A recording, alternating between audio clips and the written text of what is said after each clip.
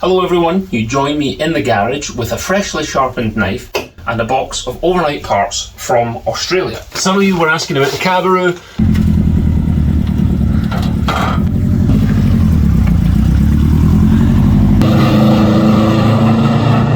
It is a Subaru classic drivetrain, so gearbox, four-wheel drive system. It had a classic compressed engine in it.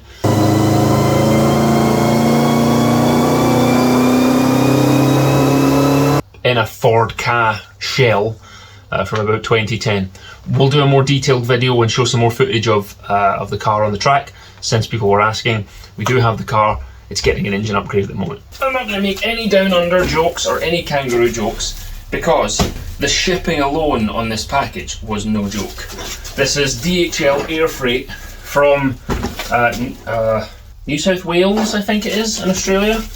This is parts from Dobinsons. Now, if you're not into four-wheel drives, and particular Landcruisers, then this probably isn't the video for you. But if you want to see what happens if you buy Australian Landcruiser parts, stay tuned. Now that Toyota Landcruisers are getting a little bit long in the tooth, it's starting to become difficult to find parts for them, especially if you want modified parts and you're not in South Africa or Australia.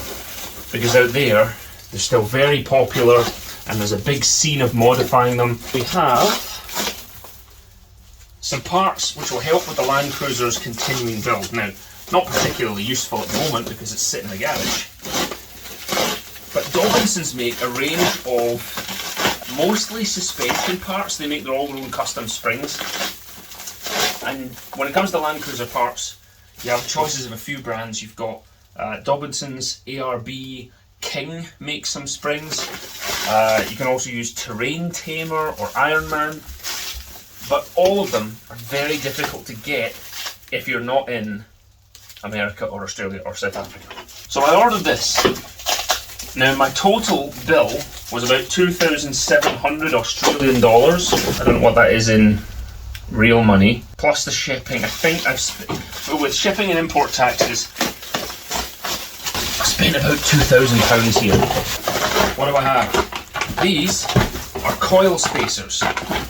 Because I have a set of large non-hydraulic springs to go on the back of the Landcruiser to try and raise the height. If those don't work, I can put regular springs on and put these coil spring spacers, polyurethane solid coil spacers, and I can put them on along with a set of standard hydraulic spec springs, because the original hydraulic suspension springs at the back are very light duty, and once you start stacking lots of things in the back of the cruiser, it squashes a lot. So that is so that I can have another option if my big boy springs don't work. I also have in here the polyurethane bush kit for the whole rear of the car. So this is panhard rod, trailing arm, knuckly things for the Landcruiser or the LX470. What's in there?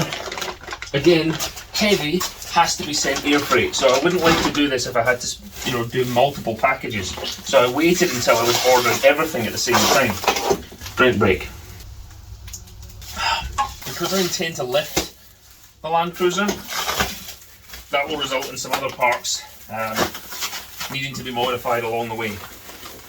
This thing, I'm assuming, is a differential drop kit.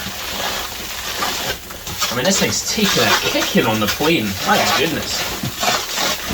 It's like been ratchet strapped tight. The boxes are absolutely mullered. Look at the state of that. They're absolutely mangled. So I don't think you could import these and then expect to sell them again, because look at the state of them. I'll open that up. What we have here is a diff drop kit. Now, what is a diff drop kit, I hear you say? It is a fairly simple replacement for the Landcruiser's differential carrier.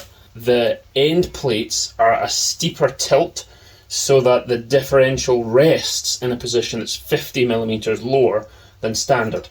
It's also got a lot of extra reinforcement down the centre channel here, and some fresh shiny powder coating, because the standard one's pretty gubbed. So this will stop me chewing CV joints once the once the Landcruiser is lifted a bit. And it comes with various aluminium machined pucks and the bolt kit to go along with it. So that will help save my CV points once the Landcruiser has been raised slightly. And then the most expensive bit out of the whole crate, again related to raising the suspension. The Landcruiser, once you go up beyond, say, an inch of lift, the front alignment gets a little wacky because the Castor gets zeroed out and then it handles like a shopping trolley. So you can get aftermarket upper control arms. Oh, these look fancy. So that is a set of Dobinsons front upper control arms. Now these, I mean, there's so much choice when it comes to upper control arms, but I wanted to get some that would run on a fairly standard ball joint. So these run a Japanese 555 ball joint, which you can get pretty readily as a spare part. Now, I'll be very surprised if in the next, I don't know, 10 to 15 years, if I need to replace any ball joints. That'll be a shock to the system. But these are around £800 plus a bit of import tax, so it's probably reasonable to think that I've spent £1,000 on these. In fact, probably more when you include the cost of shipping. But the original ball joints on the car are very rusty. The bushes are cracked, and these ones are, of course, an uprated bush. They can be swapped out with a standard part, which is good because I don't want to be buying stuff from Australia all the time. As I say, the upper ball joint is a standard-ish fitment, and you get a bit more clearance for your tyres, and you get 3 degrees of Castor back so that your wheels are leaned forwards towards the front of the bumper rather than being straight up and down vertical once you've lifted the car. Because I had to live with this car after it's been lifted. These, I mean, these are pretty beefy. I'll bring it over again so you can see the welds. So, got a bit of grinding on there, but nice heavy duty welds. It's steel construction. I would have liked to get aluminium ones, again, to help with corrosion, but the only one I could find is the Iron Man ones, and they're out of production. So these are made by Dobinsons. There are plenty of alternatives like SPC as well, and Iron Man and Terrain Tamer. But the Dobinsons ones is what I chose, mostly because the other parts that are delivered here were more reasonably priced to buy them from Dobinsons, and so that offset the cost of the slightly more expensive upper control arms.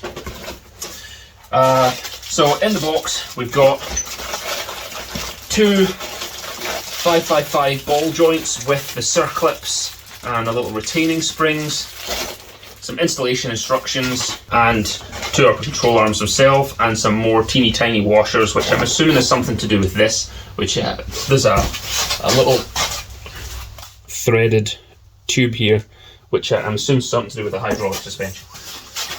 So these, don't need them yet, but once we start working on the car, it is very nice to work on clean parts rather than just disgusting rusty old crap.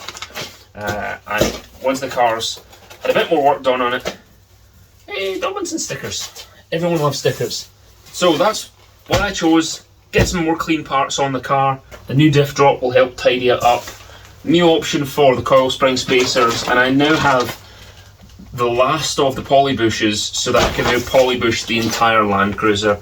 Everything from the body mount pucks, the lower control arm bushings, diff bushings, everything can now be poly bushed. Steering rack as well, which will be a great refresh for the car. That's it. Parts from Australia, it took about a week and a half for it to be delivered here. The parts I've ordered from New Zealand, those are 2 weeks out, and I still don't have a delivery date for them, but there are more parts on the way. But we want to get some key pieces replaced with some newer parts that also add some benefit to the car, because this is a long-term build and it is going to be a modified build, so it's part restoration, part modification, but the Landcruiser should be getting some really great spec parts, which are rare in the UK. And in this case, ordering from Dobinsons, it was around £230 worth of shipping. Import taxes was £280. So let's ballpark it and say I've spent £2,000 on what you've just seen here. But to try and source these in the UK is nearly impossible. It's a long-term build. I don't mind putting new parts on when they're going to last me 20 years, when I'm keeping this car 20 years. But anyway, if you have any questions, let me know. I don't know how interesting it is to watch me open parts and the car isn't even here. But it's another bit of an update about what we're doing with this Landcruiser. We're not giving up yet. We're starting to put money into the car. Anyway, work has started on stripping down the Evo, and work has started also on cutting out the rust on the Landcruiser, because we've got a lot of welding to do before the engine can go back in. But that's what's been happening. I mean, this was supposed to be a very brief video, but it's well over 10 minutes already. So if you have any questions, let me know. Other than that, look after yourselves, make good decisions if you can, and we'll see you in the next video. Thanks for watching, everyone. Take care.